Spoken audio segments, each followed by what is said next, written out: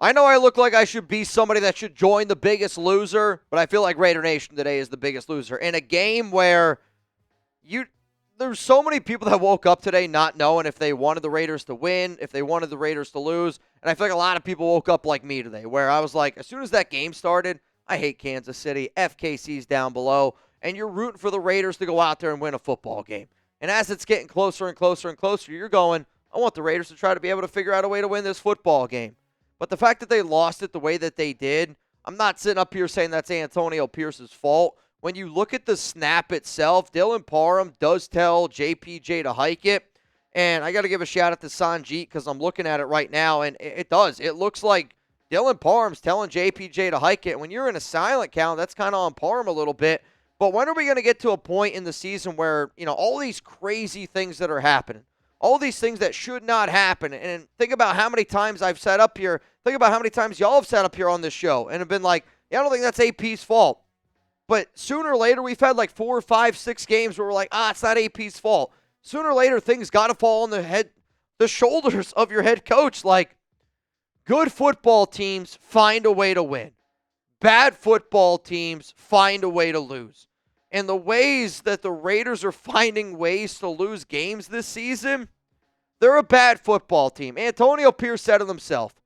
The Chiefs are the best team in the NFL. The Raiders are the worst team in the NFL.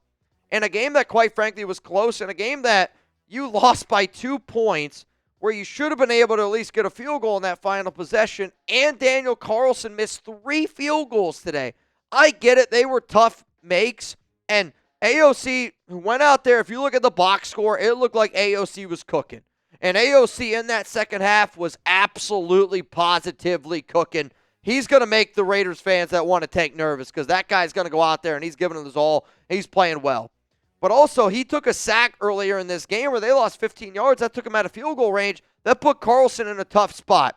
There's a lot to be able to nitpick at this game, but man, oh man, this is a heartbreaking loss in a game that I told myself I wouldn't be heartbroken if the Raiders lose. So now the Silver and Black are 2-10.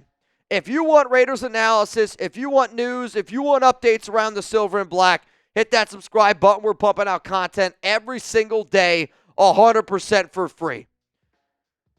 If this game hurts, believe me, I'm a Raider fan just like all y'all. I mean, this game sucks, dude. I hate sitting up here. This is now 8 straight losses for the Silver and Black, and I got to be able to try to convince you guys to watch this show. I don't know what I got to tell y'all to be able to watch the Raiders this year. I would say the way you have your back for family members, the way you have your back for friends, the way you have your back maybe even for your kids. In moments where they don't deserve it, you still show up because that's what you're supposed to do. And honestly, that's what I'm going to ask you all to do, to hit that subscribe button, continue to tune in to this show because Chugs and I need you, the nation needs you, and we're not going anywhere. We got 5 more games left of this shit, man. The Raiders' offense against Kansas City, I mean, again, from a statistical standpoint, this might be the best game that they've had all season long. But what's been the story for the Raiders all year long? It's been the turnover battle. And this is another game where you didn't turn the ball over all game long. And in the biggest situation of the game, you fumble, you put the ball on the ground, and you just kind of give it up to the Chiefs. I mean, we got to give a shout-out to Patrick Graham. Radigoff Productions is one of the OG watchers here. I'm going to call him out a little bit because he always rips on PG. If there's been a defensive coordinator that I think has done a phenomenal job against Patrick Mahomes, against Andy Reid over the past 2 seasons, it's Patrick Graham. And I get it. They lost both games this season to Kansas City. But if the Raiders' defense is fully healthy, if the Raiders' offense has just a competent offense in some sort of imagination, if you got a decent kicker, you win this football game today. I think we got to give Patrick Graham his flowers because in a game where, again, you're out your top 2 starting corners, you're out multiple starters on that defense and on the offensive side of the ball, and you were in a 1-possession game against Kansas City in a game where you missed 3 field goals and turned the ball over. I can't believe they lost that game. That was a heartbreaking game. If you're like, Mitch, why do I got to watch the Raiders? I'll give you a reason to watch. It's PrizePicks. And if you're that type of fan where you're like, you know what, dude, I'm going to sit up here no matter what every week with you, Mitch. I don't care how ridiculous you look. I'm going to pull up with you every week and I'm going to watch the Raiders. Then you definitely definitely need to get started with our sponsor here, PrizePicks. You can now win up to 100 times your money on PrizePicks with as little as 4 correct picks. Download the app today. Use code CLNS. Get $50 instantly after you play your first $5 lineup. Sign up today. Get $50 instantly when you play $5. You don't even need to win to receive the $50 bonus. It's guaranteed. PrizePicks now offers Venmo for quick and easy deposits and withdrawals into your account this sports season. PrizePicks is the best way to win real money this football season. Which players going off, which ones aren't. Make your picks in less than 60 seconds and turn your sports opinions into real money all season long on PrizePicks. Download the app today. Use code CLNS to get $50 instantly after you play your first $5 lineup. PrizePicks, run your game. So Aidan O'Connell was at 212.5. Got the more on that one. So if you want more on AOC, congratulations. You're a winner today because Aidan was flat out cooking from a box score standpoint. And again, Aidan had a hell of a game. Aidan, and I mean, his second half performance, Aidan O'Connell showed, and he showed me wrong that, dude, this guy can be a below average starter in the NFL. I believe that. I've always said that I don't think Aidan can be a starter in the NFL.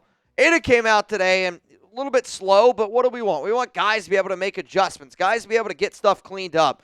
And if the Raiders had a much better talent on the offensive side of the football, better offensive line, I get it. Aidan is still very limited in his ability to be able to scramble, but sometimes you got to give credit where credit's due. And Aidan played a hell of a football game today. It's a shame that it ended the way that it did. I'll still say if you're out there and you're like, should Aidan be the quarterback next season? No. He should. Should the Raiders get a new QB this offseason? The answer to this is yes, they should. But Aidan's a competitor, and if you're a team tank, I'm telling you, Aidan O'Connell's got to make you nervous, man. That guy is always cool, calm, and collected. That guy's a straight-up killer. And I mean that in the most respectful way possible. But also, it's Aidan O'Connell. Oh, dude, let's get to some questions here. Giovanni Parham tapped JPJ. Did he signal him too soon? He did. If you're going to go to silent count, and I got to go back and I got to watch it a few more times. But like I said, Sanjeet's probably the best in the biz when it comes to offensive line. And he's more mad at Parham. So my initial reaction is I'm going to be mad at Parham because that's what Sanjeet's doing. I got to go back and watch the tape. But if that's silent count and Parham taps on JPJ's shoulder, I mean, JPJ snapped it. That's kind of on Parham.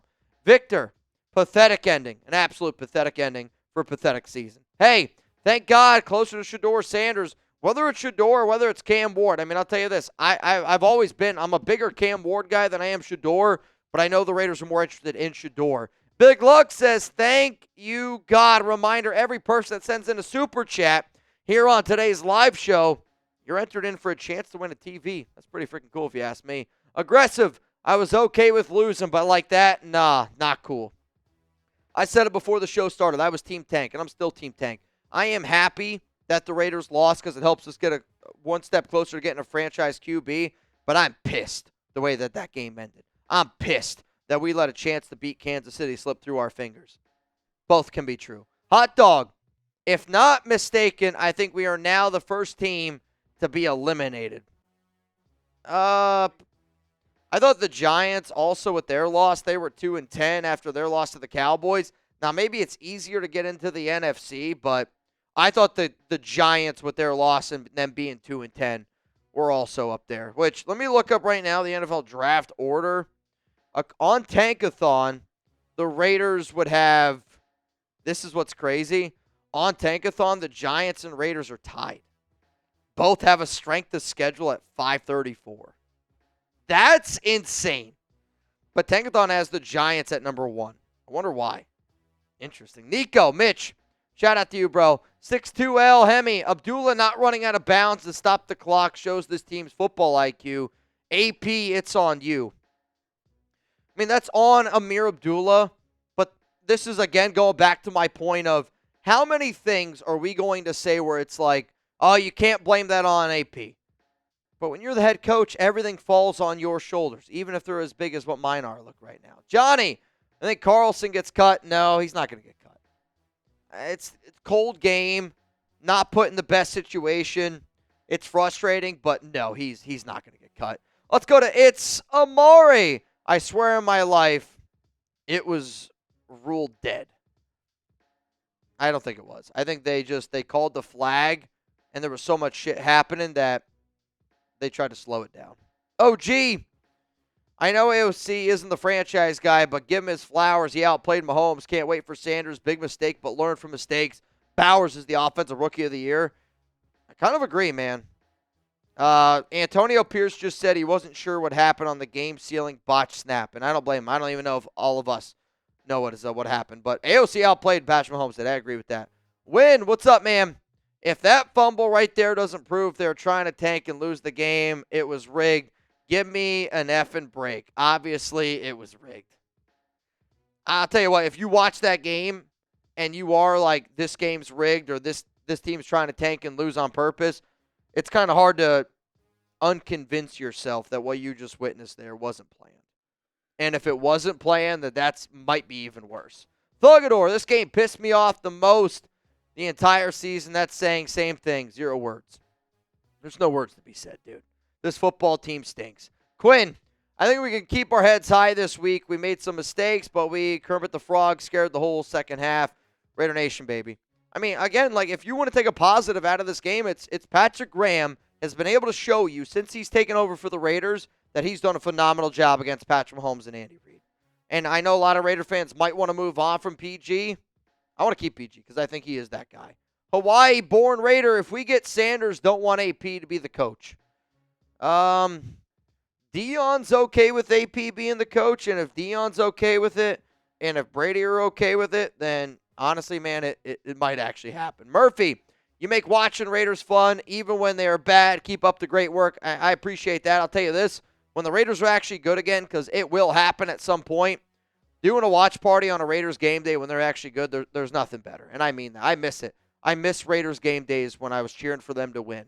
I hate showing up on a game day not knowing if I want the Raiders to win. It goes against everything that I believe in as a human being, goes in against everything I believe in as a Raider fan, just everything to the core of me.